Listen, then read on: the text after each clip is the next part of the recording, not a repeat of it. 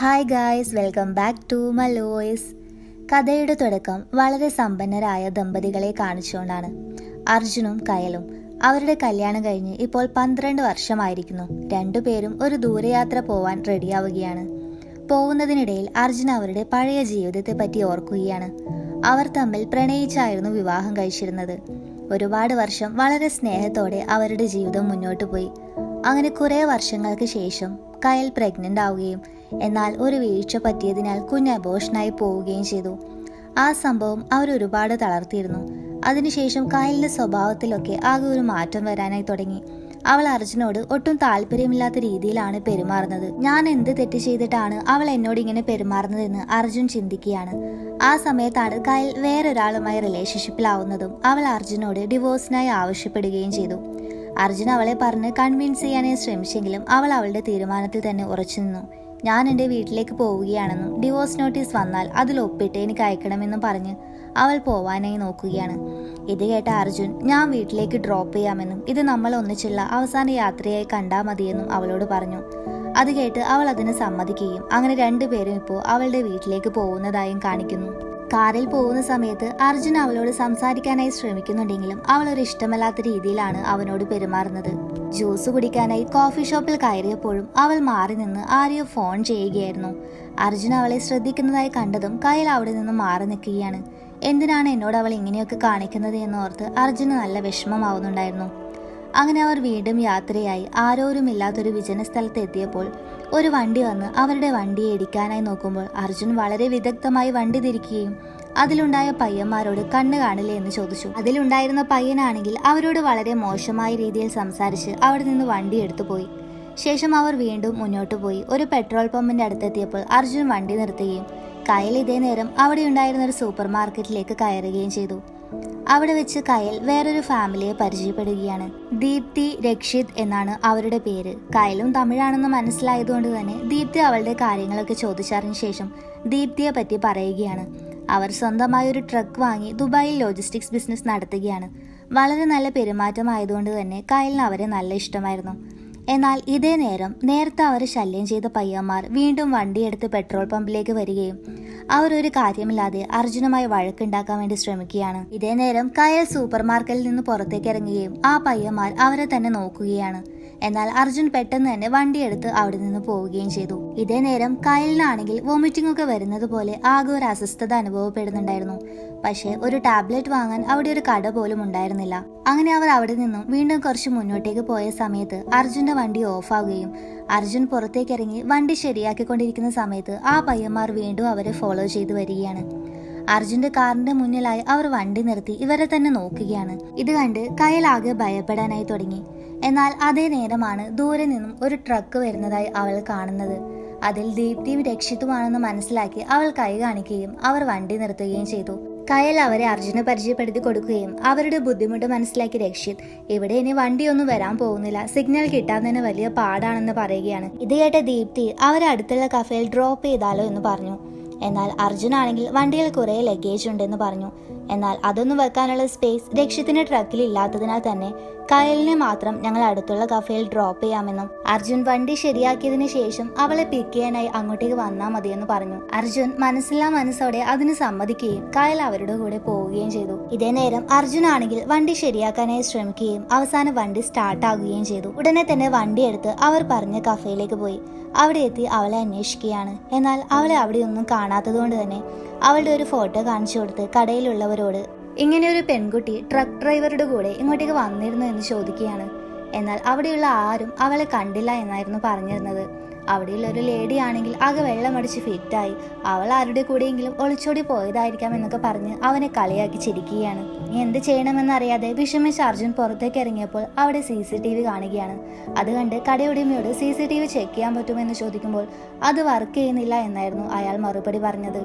ഇനി വേറെ വഴിയില്ലെന്ന് മനസ്സിലാക്കിയ അർജുൻ അവരോട് കയൽ എന്നൊരു പെൺകുട്ടി ഇവിടെ വന്നാൽ എന്നെ വെയിറ്റ് ചെയ്യാൻ വേണ്ടി പറയണമെന്നും പറഞ്ഞ് അവർ റോഡിലേക്ക് ആ ട്രക്കും അന്വേഷിച്ചു പോവുകയാണ്. അങ്ങനെ കുറെ ദൂരം മുന്നോട്ടേക്ക് പോയപ്പോൾ അവൻ ആ ട്രക്ക് കാണുകയാണ്. അത് ഫോളോ ചെയ്തു പോയപ്പോൾ അതിലെ ഡ്രൈവർ രക്ഷിത്ത് തന്നെയായിരുന്നു. അർജുൻ ഉറക്കെ രക്ഷിത് വണ്ടി നിർത്തൂ എന്ന് പറഞ്ഞെങ്കിലും രക്ഷിത് വണ്ടി നിർത്തുന്നുണ്ടായിരുന്നില്ല.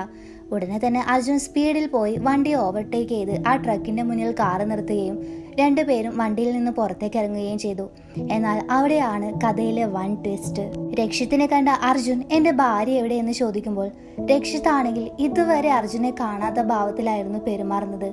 നീ ആരാണ്? നിന്നെ ഞാൻ ഇതുവരെ കണ്ടിട്ടില്ല, നിനക്ക് എന്താണ് വേണ്ടത് എന്നൊക്കെയായിരുന്നു രക്ഷിത് ചോദിക്കുന്നത്. ഇത് കണ്ട് അർജുനാകെ ദേഷ്യം വരികയാണ്. രക്ഷിത് കളവ് പറയാൻ ശ്രമിക്കുന്നതാണെന്ന് മനസ്സിലാക്കിയ അർജുൻ അവനോട് ദേഷ്യപ്പെടുകയും അതേ നേരം അങ്ങോട്ടേക്ക് ഒരു പോലീസ് വണ്ടി വരികയും ചെയ്തു. അർജുൻ ഉടനെ തന്നെ പോലീസുകാരോട് വണ്ടി നിർത്താൻ പറയുകയും നടന്ന കാര്യങ്ങളൊക്കെ അവരോട് പറയുകയും ചെയ്തു.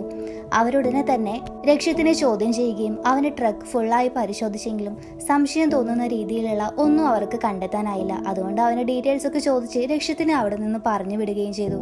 ഇതേ നേരം അർജുന്റെ നിസ്സഹായാവസ്ഥ മനസ്സിലാക്കിയ ആ പോലീസുകാരൻ ഒരു മേലുദ്യോഗസ്ഥന് നമ്പർ കൊടുത്ത് അവരെ കണ്ടാൽ എല്ലാ കാര്യങ്ങളും ശരിയാക്കി തരുമെന്നും പറഞ്ഞ് അർജുൻ അവരുടെ അടുത്തേക്ക് പോവുകയാണ്. എന്നാൽ അവിടെ എത്തിയ പോലീസുകാരനാണെങ്കിൽ നിങ്ങളുടെ ഭാര്യ നിങ്ങളുമായി നല്ല റിലേഷൻഷിപ്പിലാണോ അതോ ആരുടെയെങ്കിലും കൂടെ ഒളിച്ചോടി പോയതായിരിക്കുമോ എന്നൊക്കെയാണ് ചോദിക്കുന്നത്. ഇനി അവിടെ നിന്നിട്ട് പ്രത്യേകിച്ച് കാര്യമൊന്നുമില്ലെന്ന് മനസ്സിലാക്കിയ അർജുൻ സ്റ്റേഷനിൽ നിന്നും ഇറങ്ങി വീണ്ടും ആ കഫേയിലേക്ക് പോയി എന്റെ വൈഫ് ഇവിടെ വന്നിരുന്നു എന്ന് അന്വേഷിച്ചു. കടയുടമ ഇതെന്തൊരു ശല്യമാണെന്ന് കരുതി അവനോട് ദേഷ്യപ്പെടുമ്പോഴാണ് അവിടെ ഉണ്ടായിരുന്ന ഒരാൾ നിങ്ങളുടെ വൈഫ് ലേഡീസ് ടോയ്ലറ്റിലുണ്ടെന്ന് പറയുന്നത്. അത് കേൾക്കേണ്ട താമസം അർജുൻ ഓടി വാഷ്റൂമിൽ കയറി കയ്യിലെന്ന് വിളിച്ച് ഡോറിന് തട്ടുകയും ഇതേ നേരം വേറെ ഏതോ സ്ത്രീ പുറത്തേക്ക് വരികയും ചെയ്തു. ഈ കാഴ്ച കണ്ട് അവിടെയുള്ള എല്ലാവരും അവനെ കളിയാക്കി ചിരിക്കുകയാണ്. ഇതേ നേരം അർജുൻ അവരെ നോക്കിയ സമയത്ത് അവരെല്ലാവരും എന്തോ ഒരു ഭാവത്തിൽ അർജുനെ തന്നെ തറപ്പിച്ചു നോക്കുകയാണ്. അത് കണ്ടതും അർജുന് അവരൊക്കെ എന്തോ ഒളിക്കുന്നതായി തോന്നി. അവിടെ കസ്റ്റമേഴ്സിന് കൊടുക്കുന്ന ഓർഡറിൽ അവരുടെ നെയിം എഴുതി വെക്കുന്നത് കണ്ട് അത് ബലമായി പിടിച്ചു വാങ്ങി അതിൽ കയൽ എന്ന് പേരുണ്ടോ എന്ന് നോക്കുകയാണ്. ഇത് കണ്ട കടയുടമ ഒരു തോക്കുമായി വന്ന് അവനെ ഭീഷണിപ്പെടുത്തി. അർജുൻ ഉടനെ തന്നെ പുറത്തേക്ക് പോവുകയും ബൂത്തിൽ കയറി പോലീസിനെ വിളിക്കുമ്പോഴാണ് അവിടെ ഉണ്ടായിരുന്ന ഒരു മെക്കാനിക് നിങ്ങളുടെ വൈഫിനെയാണോ കാണാതായത് എന്ന് ചോദിക്കുന്നത് അവൻ കേൾക്കുന്നത്. അയാളൊരു സുഖമില്ലാത്ത ആളായിരുന്നു. തമ്പി, നീ അവളെ കണ്ടോ? എങ്ങനെയാണ് കണ്ടത്? ആരുടെ കൂടെയാണ് കണ്ടത് എന്നൊക്കെ അർജുൻ ചോദിക്കുകയാണ്. ഒരു ലോറിയിലാണ് വന്നതെന്നും ഇവിടെ വന്നതിന് ശേഷം വേറൊരു ലോറിയിലേക്ക് മാറി കയറിയെന്നും ശേഷം അവര് പോയ വഴിയും അർജുന് കാണിച്ചു കൊടുത്തു. അർജുൻ ഉടനെ തന്നെ വാ പോലീസ് സ്റ്റേഷനിലേക്ക് പോവാം, നീ ഈ കാര്യം അവരോട് പറഞ്ഞാൽ അവരെന്നെ സഹായിക്കുമെന്ന് പറഞ്ഞു. ഇത് കേട്ട ആ പയ്യനാണെങ്കിൽ നിങ്ങൾക്ക് വട്ടാണോ? ഇതിനൊക്കെ സ്കെച്ച് ഇട്ടത് പോലീസുകാരാണെന്നും അവരൊക്കെ ഈ പോലീസുകാരുടെ ആളാണെന്നും പറയുന്നത് കേട്ട് അർജുൻ ആകെ ടെൻഷനായി. ഇനി വേറെ വഴിയില്ലെന്ന് മനസ്സിലാക്കി അവൻ ആ പയ്യൻ പറഞ്ഞ വഴിയിലേക്ക് വണ്ടിയും എടുത്തു പോവുകയാണ്. കുറെ ദൂരം മുന്നോട്ട് പോയപ്പോൾ അർജുൻ ആദ്യം ഫോളോ ചെയ്തു വന്ന പയ്യന്മാരുടെ വണ്ടി കാണുകയും അതിൻ്റെ ഉള്ളിലേക്ക് നോക്കുന്ന സമയം ആ പയ്യന്മാർ അവന്റെ അടുത്തേക്ക് വന്ന് അർജുൻ അടിച്ചു വീഴ്ത്തുകയും ചെയ്തു. അപ്പോഴാണ് നേരത്തെ കാണിച്ച ആ സുഖമില്ലാത്ത പയ്യൻ അവിടേക്ക് വരുന്നത്. അവൻ സുഖമില്ലാത്തതുപോലെ അഭിനയിച്ചതായിരുന്നു. മനഃപൂർവ്വം അർജുനെ അവിടേക്ക് എത്തിക്കാനുള്ള തന്ത്രമായിരുന്നു ഇതൊക്കെ. എന്നാൽ ഈ പയ്യന്മാർ ഇതൊക്കെ ചെയ്തത് രക്ഷിത്തിന് വേണ്ടിയായിരുന്നു. രക്ഷിത് അങ്ങോട്ടേക്ക് നടന്നു വരികയും അർജുനെ ചവിട്ടി വീഴ്ത്തുകയും ചെയ്തു. അതേ നേരം ദീപ്തിയും അങ്ങോട്ടേക്ക് വന്ന് ടൈം വേസ്റ്റ് ചെയ്യാതെ രക്ഷിത് അവനെ കൊല്ലേ എന്ന് പറയുകയാണ്. ഇത് കണ്ട് അർജുൻ ആകെ ഷോക്ക് ആവുകയാണ്. കയൽ നിന്നെയൊക്കെ വിശ്വസിച്ചത് കൊണ്ടാണ് ഞാൻ നിങ്ങളെ വിശ്വസിച്ചതെന്ന് അർജുൻ പറയുന്നത് കേട്ട ദീപ്തി, എടാ ഇഡിയറ്റ്, ഇതൊക്കെ ചെയ്യാൻ പറഞ്ഞത് നിന്റെ ഭാര്യയാണെന്ന് പറഞ്ഞതും അത് കേട്ട് അർജുൻ ആകെ ഞെട്ടിപ്പോവുകയാണ്. ശേഷം നടന്ന സംഭവങ്ങളെ പറ്റിയൊക്കെ ആലോചിച്ചെങ്കിലും അവളാണ് അതൊക്കെ ചെയ്തതെന്ന് വിശ്വസിക്കാൻ അർജുന് കഴിയുന്നുണ്ടായിരുന്നില്ല. അർജുൻ ഇതൊന്നും വിശ്വസിക്കുന്നില്ലെന്ന് മനസ്സിലാക്കിയ ദീപ്തി നിങ്ങളുടെ ഭാര്യയ്ക്ക് വേറൊരു അഫയർ ഉണ്ടെന്നും അവളുടെ ലവർ നിങ്ങളെക്കാൾ വലിയ പണക്കാരനാണ്, നിങ്ങളെക്കാൾ കാണാൻ സുന്ദരനായതുകൊണ്ടാണ് അവൾ അങ്ങനെ ചെയ്തതെന്നും അവളുടെ ലവർ പറഞ്ഞിട്ടാണ് നമ്മൾ നിന്നെ കൊല്ലാനായി പോകുന്നതെന്നും പറയുകയാണ്. ഇത് കേട്ട അർജുൻ അവൾക്ക് എന്നോട് സ്നേഹം കുറഞ്ഞിട്ടുണ്ടാകാം, പക്ഷെ അതിനുവേണ്ടി അവൾ ഒരിക്കലും എന്നെ കൊല്ലാനായി തീരുമാനിക്കില്ല എന്ന് തന്നെ ഉറപ്പിച്ചു പറയുകയാണ്. ഇത് കേട്ട ദീപ്തി ഇപ്പൊ കൂടെ അവന്റെ ഭാര്യയെ വിശ്വസിക്കുന്നത് നോക്ക് രക്ഷിത്, ഇങ്ങനെ ഒരു ഹസ്ബൻഡിനെ കിട്ടണമെന്നും നിന്നെ കാണാൻ വളരെ പാവമായി തോന്നുന്നത് കൊണ്ട് നിനക്കൊരു ഓഫർ തരാം, നിന്നെ കൊല്ലാൻ നിന്റെ ഭാര്യയും ലവറും തന്ന പണത്തിന്റെ ഡബിൾ തന്നാൽ അവരെ നമുക്ക് കൊല്ലാമെന്നും അങ്ങനെയുള്ള പെണ്ണുങ്ങൾ ജീവിക്കാനേ പാടില്ല എന്ന് പറയുകയാണ്. ഇത് കേട്ട അർജുനാണെങ്കിൽ ആകെ ടെൻഷനായി നിങ്ങളൊക്കെ ആരാണെന്ന് ചോദിക്കുകയാണ്. അവിടെയാണ് രക്ഷിത്തിന്റെയും ദീപ്തിയുടെയും ജീവിതത്തിന്റെ ഫ്ലാഷ് ബാക്ക് കാണിക്കുന്നത്. 10 വർഷങ്ങൾക്ക് മുന്നേ അവർ രണ്ടുപേരും ഒരു മെന്റൽ ഹെൽത്ത് ഇൻസ്റ്റിറ്റ്യൂഷനിലായിരുന്നു. ദീപ്തി അവളുടെ ഹോസ്റ്റലിലെ റൂംമേറ്റിനെ കഴുത്തറുത്ത് കൊല്ലുകയും അതിനെപ്പറ്റി അവളോട് ചോദിച്ച സമയത്ത് ഞാൻ ബോറടിച്ചതുകൊണ്ടാണ് അങ്ങനെ ചെയ്തതെന്ന് പറയുന്നത് കേട്ടതിന് ശേഷമാണ് അവൾക്കൊരു പേഴ്സണാലിറ്റി ഡിസോർഡർ ആണെന്ന് അവളുടെ വീട്ടുകാർ മനസ്സിലാക്കിയത്. ശേഷം കോടതിയുടെ നിർബന്ധപ്രകാരം അവളെ ഒരു മെന്റൽ ഇൻസ്റ്റിറ്റ്യൂഷനിലേക്ക് കൊണ്ടുവിടുകയും എന്നാൽ അവൾക്ക് അതിൻ്റെ ഉള്ളിൽ നിൽക്കാൻ പറ്റാതെ ഞാൻ ഇപ്പോൾ പണ്ടത്തെ പോലെയല്ല, ഒരുപാട് മാറിയെന്നും പറഞ്ഞ് അവളുടെ അച്ഛനും അമ്മക്കും കത്തെഴുതുമായിരുന്നു. എന്നാൽ അവൾ പുറത്തിറങ്ങുന്നത് ബാക്കിയുള്ളവരുടെ ജീവൻ ആപത്തായതുകൊണ്ട് തന്നെ അവർ മറുപടി ഒന്നും അയച്ചിരുന്നില്ല. അവിടെ വെച്ചാണ് അവൾ രക്ഷിത്തിനെ പരിചയപ്പെടുന്നത്. ആദ്യ നോട്ടത്തിൽ തന്നെ അവർക്കിടയിൽ എന്തോ സ്പാർക്ക് വരികയും അർജുൻ അവളെയും കൂട്ടി അവിടെ നിന്ന് രക്ഷപ്പെടുകയും ചെയ്തു. അവിടെ നിന്ന് പുറത്തു കടന്നതിന് ശേഷം അവർ ആദ്യം പോകുന്നത് ദീപ്തിയുടെ പാരന്റ്സിനെ കാണാനായിരുന്നു. ദീപ്തിയെ കൂട്ടാനായി വരാത്തതുകൊണ്ട് തന്നെ അവരെ അവർ കൊല്ലുകയും ആ കാഴ്ച കണ്ട് ഒരു സൈക്കോ പോലെ അവൾ ചിരിക്കുകയാണ്. അവിടെ സീൻ കട്ടായി. ശേഷം സീൻ വീണ്ടും പ്രസന്റിലേക്ക് കാണിക്കുകയാണ്. പണവും കൊടുത്ത് വേഗം നിന്റെ ഭാര്യയും കൂട്ടി പോവാനാണ് രക്ഷിത് ഇപ്പോൾ അർജുനോട് പറയുന്നത്. കയലിനെ രക്ഷിക്കാനായി അർജുൻ അവിടെയുള്ള ബാങ്കിൽ പോയി പണം എടുക്കാനായി പോവുകയാണ്. ഇതേ നേരത്താണ് കയലിനെ കാണിക്കുന്നത്. ദീപ്തി കയലിന്റെ വായ മൂടി വെച്ച് കെട്ടിവെച്ചിരിക്കുകയാണ്. അവൾ അർജുനോട് പറഞ്ഞതുപോലെ തന്നെ നിന്റെ ഹസ്ബൻഡ് പറഞ്ഞിട്ടാണ് നമ്മൾ ഇതൊക്കെ ചെയ്തതെന്ന് ദീപ്തി കയലിനോട് പറയുകയാണ്. കയൽ അത് കേട്ട് ആകെ അത്ഭുതപ്പെട്ട് നോക്കുകയാണ്. കയലിന്റെയും അർജുന്റെയും ക്ലോസ് ഫ്രണ്ടായ ഒരാളായിരുന്നു അനു. കയലിന് വേറൊരു റിലേഷൻഷിപ്പുള്ള കാര്യം കയൽ അനുവിനോട് പറഞ്ഞിരുന്നു. കയലിന്റെ സ്വഭാവത്തിൽ വന്ന മാറ്റം അർജുനെ ഒരുപാട് വിഷമിപ്പിക്കുന്നുണ്ടെന്ന് മനസ്സിലായ അനു അവനെ സമാധാനിപ്പിക്കുകയും അവനുമായി ഒരു റിലേഷൻഷിപ്പ് ഉണ്ടാക്കിയെടുക്കുകയും ചെയ്തു. അനുവാണ് നിന്നെ കൊല്ലാനായി ഞങ്ങൾക്ക് പണം തന്നതെന്നും ഈ കാര്യം നിന്റെ ഭർത്താവിനും അറിയാമെന്ന് അവളോട് പറയുകയാണ്. ഇതെല്ലാം പറഞ്ഞതിന് ശേഷം കയൽ എന്താണ് മറുപടി പറയുന്നതെന്ന് അറിയാനായി അവളുടെ വായിലെ തുണി മാറ്റിയപ്പോൾ അർജുന്റെ കൂടെ ഞാൻ 12 വർഷം ജീവിച്ചു. അവൻ എങ്ങനെയുള്ള ഒരു വ്യക്തിയാണെന്ന് എനിക്കറിയാം. അവനൊരിക്കലും മനസ്സിൽ പോലും എന്നെ കൊല്ലാൻ പറ്റുന്ന കാര്യം ചിന്തിക്കാൻ പോലും പറ്റില്ലെന്ന് അവൾ ഉറപ്പിച്ചു പറയുകയാണ്. കേട്ടെ ചിരിച്ചുകൊണ്ട് നിന്റെ ഹസ്ബൻഡ് ഇത്രയും നല്ലവനാണെങ്കിൽ പിന്നെ നീ എന്തിനാ മറ്റൊരു പയ്യനുമായി എഫ്ഐആറിലായതെന്നും പറഞ്ഞ് ദീപ്തി വീണ്ടും അവളുടെ വായ മൂടിക്കെട്ടി. ഇതേ നേരം അർജുൻ ബാങ്കിൽ പണത്തിനായി കാത്തിരിക്കുകയായിരുന്നു. രക്ഷിത്തിന്റെ ആൾക്കാരൊക്കെ അർജുനെ നിരീക്ഷിക്കുന്നുണ്ടായിരുന്നു. അവരൊന്നും കാണാതെ അർജുൻ അവിടെ ഉണ്ടായിരുന്ന ഒരു കത്തിയെടുത്ത് അവന്റെ ഷർട്ടിന്റെ കൈക്കുള്ളിലായി ഒളിപ്പിച്ചു വെക്കുകയാണ്. ശേഷം പണവും എടുത്ത് പുറത്തേക്കിറങ്ങി എങ്ങോട്ടാണ് പോവേണ്ടതെന്ന് ആലോചിച്ച് നിൽക്കുമ്പോഴാണ് അവിടെയുള്ള ഒരു ബൂത്തിൽ നിന്നും ഫോൺ റിങ് ചെയ്യുന്നത് കേൾക്കുന്നത്. അവിടെ ഉണ്ടായിരുന്ന ഒരാൾ ഇത് നിങ്ങൾക്കുള്ള കോളാണെന്ന് പറഞ്ഞതും അർജുൻ കോൾ എടുക്കുകയും കോളിൽ രക്ഷിത്തായിരുന്നു. അവൻ പോവേണ്ട സ്ഥലം പറഞ്ഞു കൊടുത്ത് കോൾ കട്ട് ചെയ്യുകയും അർജുൻ പണവുമായി രക്ഷിത്ത് പറഞ്ഞ സ്ഥലത്തേക്ക് പോവുകയും ചെയ്തു. രക്ഷിത്തിന്റെ ഗ്യാങ് ആയ പയ്യന്മാരെ കണ്ട് ഭാര്യ എവിടെയെന്ന് ചോദിക്കുകയാണ്. എന്നാൽ അവർ അതിന് മറുപടി പറയാതെ പണത്തിന് മാത്രമായി ആവശ്യപ്പെട്ടതുകൊണ്ട് തന്നെ അവർ തമ്മിൽ അവിടെ ഒരു ഫൈറ്റ് നടക്കുകയും അവർ അർജുനെ പിടിച്ച് കെട്ടിയിടുകയും ചെയ്തു.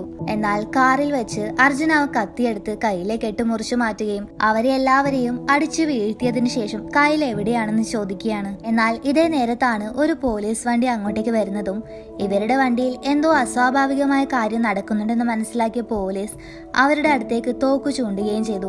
ഇത് കണ്ട അർജുനാണെങ്കിൽ ഞാനൊരു തെറ്റും ചെയ്തിട്ടില്ല, എന്റെ വൈഫിന് ഇവര് തട്ടിക്കൊണ്ടുപോയി എന്ന് പറഞ്ഞതും ആ പയ്യൻ ആ വണ്ടിയിൽ നിന്ന് പുറത്തേക്ക് ഇറങ്ങി ഒരു തോക്കെടുത്ത് ആ പോലീസുകാരനെ വെടിവെച്ച് കൊല്ലുകയും ചെയ്തു. ഇതേ നേരം അർജുനാണെങ്കിൽ പെട്ടെന്ന് തന്നെ ഓടി ഒരു കുഴിയിലേക്ക് ഒളിഞ്ഞു നിന്ന് രക്ഷപ്പെട്ടു. അവനെ കാണാതെ ആ പയ്യൻ പണവുമായി അവിടെ നിന്ന് രക്ഷിത്തിന്റെ അടുത്തേക്ക് പോയി. അവൻ പോയെന്ന് മനസ്സിലാക്കിയ അർജുൻ ആ പോലീസിന്റെ വണ്ടിയും എടുത്ത് അവിടെ നിന്ന് പോവുകയും കുറെ ദൂരം മുന്നോട്ട് പോയപ്പോൾ കുറെ ട്രക്കുകൾ നിർത്തിയതായി കാണുകയും ചെയ്തു. അവിടെ വണ്ടി നിർത്തി അവിടെ രക്ഷിത്തുണ്ടോ എന്ന് നോക്കുമ്പോഴാണ് അവൻ ബാങ്കിൽ നിന്ന് പുറത്തിറങ്ങിയപ്പോൾ കോൾ എടുക്കാനായി പറഞ്ഞ അയാളെ അവൻ കാണുന്നത്. അവൻ അയാളെ ഫോളോ ചെയ്ത് അയാളുടെ വീട്ടിൽ പോവുകയും അയാളെ ആക്രമിക്കാനായി തുടങ്ങി. എന്നാൽ ഇതേ നേരത്താണ് കായൽ ഉണ്ടാവുമെന്ന് പറഞ്ഞ കഫേയിലുള്ള ആൾ അങ്ങോട്ടേക്ക് വരുന്നത്. അവരൊക്കെ അർജുന്റെ ആൾക്കാരായിരുന്നു. അവിടെ വെച്ച് വീണ്ടും ഫൈറ്റ് നടക്കുകയാണ്. അർജുൻ അവരെയൊക്കെ അടിച്ചു വീഴ്ത്തി കെട്ടിയിട്ടതിന് ശേഷം രക്ഷിത്ത് എവിടെയാണെന്ന് ചോദിച്ചു. അവൻ അടുത്തുള്ള ഒരു ഫാക്ടറിയിലുണ്ടെന്ന് അവർ മറുപടി പറഞ്ഞതും അർജുൻ ഉടനെ തന്നെ അങ്ങോട്ടേക്ക് പോയി അവിടെയുള്ള ഗുണ്ടകളെയൊക്കെ അടിച്ചു വീഴ്ത്തി ഉള്ളിലേക്ക് കയറി. അവിടെ നേരത്തെ പണവുമായി പോയ ആ പയ്യനെ കാണുകയും അവനുമായി ഫൈറ്റ് ചെയ്ത് നിൽക്കുമ്പോഴാണ് ദീപ്തി ആ കാഴ്ച കണ്ട് അങ്ങോട്ട് ചാടി വന്ന് അർജുനെ ആക്രമിക്കാനായി ശ്രമിക്കുന്നത്. നീ നിന്റെ ഭാര്യയെ നോക്കിയല്ലേ ഇങ്ങോട്ടേക്ക് വന്നത്, ഇനി അവളെ കണ്ടാൽ അവളുടെ അടയാളം പോലും നിനക്ക് തിരിച്ചറിയാൻ പറ്റില്ലെന്ന് അവൾ പറയുന്നത് കേട്ട് അർജുൻ ആകെ ടെൻഷൻ ആവുകയാണ്. ഇതേ നേരം ദീപ്തി അവന്റെ മുഖം ഒരു തുണി കൊണ്ട് മൂടുകയും രക്ഷപ്പെടുന്നതിനായി അർജുൻ അവളെയും വലിച്ച് കുറച്ച് പുറകിലേക്ക് പോയതും അവിടെ ഉണ്ടായിരുന്ന ഒരു ഗ്ലാസ് പൊട്ടി രണ്ടുപേരും താഴേക്ക് വീഴുകയാണ്. എന്നാൽ ദീപ്തി വീണത് അവിടെ ഉണ്ടായിരുന്ന ആസിഡിലേക്കായിരുന്നു. അവളുടെ മുഖവും ദേഹവും ഒക്കെ ആകെ പൊള്ളിയതുകൊണ്ട് തന്നെ അവൾ വേദന കൊണ്ട് ഉറക്കെ കരയുകയാണ്. ഇതേ നേരം അർജുൻ അവിടെ ഉണ്ടായിരുന്ന മെഷീനിലേക്ക് ആരുടെയൊക്കെ വണ്ടിയുടെ നമ്പർ പ്ലേറ്റ് ഒക്കെ ഇട്ട് പൊടിച്ചു കളയുകയായിരുന്നു. ദീപ്തി കരയുന്ന ശബ്ദം കേട്ടതും അർജുൻ ഉടനെ തന്നെ അങ്ങോട്ടേക്ക് ഓടിപ്പോയപ്പോൾ അവൾ വേദനയോടെ പുളയുന്ന കാഴ്ചയാണ് കാണുന്നത്. അവളുടെ മുഖവും ശരീരവും ഒക്കെ ആകെ പൊള്ളലേറ്റിട്ടുണ്ടായിരുന്നു. ഇത് കണ്ട അർജുൻ നീ ഇപ്പോഴും സുന്ദരിയാണെന്ന് പറഞ്ഞ് അവളെ ആശ്വസിപ്പിച്ച് അവളുടെ കയ്യിൽ ചേർത്ത് പിടിച്ചെങ്കിലും അവൾ ഉടനെ തന്നെ മരണപ്പെട്ടിരുന്നു. ഈ കാഴ്ച കണ്ട് സഹിക്കാൻ പറ്റാതെ അർജുൻ, ഈ ലോകത്ത് ഒരു മനുഷ്യൻ പോലും എനിക്ക് സെറ്റായിരുന്നില്ല, ഇവൾ മാത്രമാണ് എന്നെ സ്നേഹിച്ചിരുന്നത്, അവളെയാണ് നീ അവസ്ഥയിലാക്കിയതെന്ന് പറഞ്ഞ് അർജുനെ ആക്രമിക്കാനായി തുടങ്ങുകയാണ്. അവിടെ വെച്ച് അവർ രണ്ടുപേരും കുറെ നേരം ഫൈറ്റ് ചെയ്ത് നിന്നെങ്കിലും അവസാനം അർജുൻ അവനെ ഒരു മെഷീനിലേക്ക് തൂക്കി നിർത്തുകയാണ്. ചങ്ങല കയ്യിലേക്ക് പിടിച്ചുകൊണ്ട് നിന്നെ കൊല്ലുമെന്ന് ഭീഷണിപ്പെടുത്തി കയ്യിൽ എവിടെയെന്ന് പറയാനായി ആവശ്യപ്പെട്ടു. എന്നാൽ അവനാണെങ്കിൽ ഒരു കുലുക്കവുമില്ലാതെ അവളൊക്കെ നരകത്തിൽ എത്തിയിട്ടുണ്ടാവുമെന്നും പറഞ്ഞ് സ്വയം ആ മെഷീന്റെ ഉള്ളിലേക്ക് പോയി ആത്മഹത്യ ചെയ്യുകയാണ്. ഈ കാഴ്ച കണ്ട് അർജുൻ ഒട്ടും സഹിക്കാൻ പറ്റിയില്ല. കയ്യിൽ എവിടെയാണെന്ന് കണ്ടുപിടിക്കാനുള്ള അവസാന മാർഗവും അസ്തമിച്ചിരിക്കുന്നു.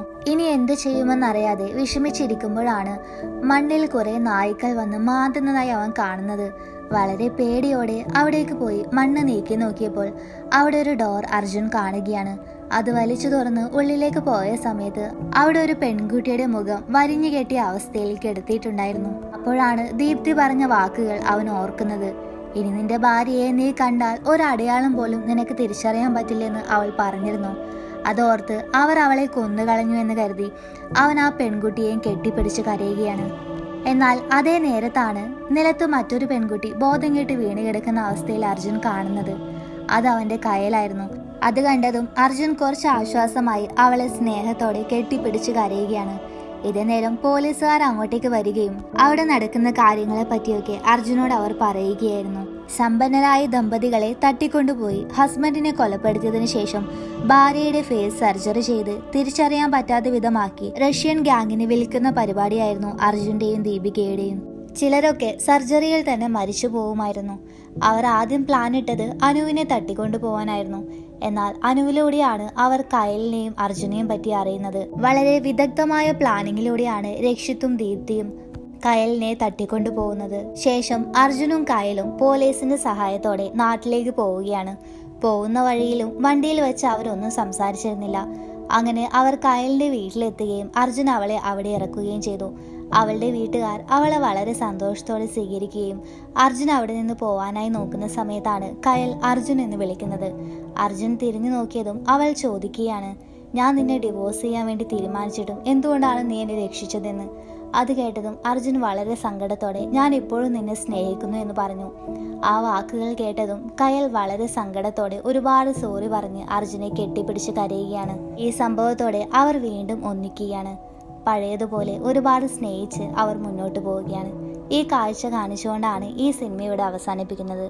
ഇന്നത്തെ ഈ കഥ എല്ലാവരും വളരെ രസകരമായി എൻജോയ് ചെയ്തെന്ന് വിചാരിക്കുന്നു. ഇതേപോലെയുള്ള നല്ല നല്ല സ്റ്റോറീസ് കേൾക്കുന്നതിനായി മല്ലു വോയിസ് എന്ന ഈ ചാനൽ സബ്സ്ക്രൈബ് ചെയ്യുക. Thanks for watching. Have A nice day.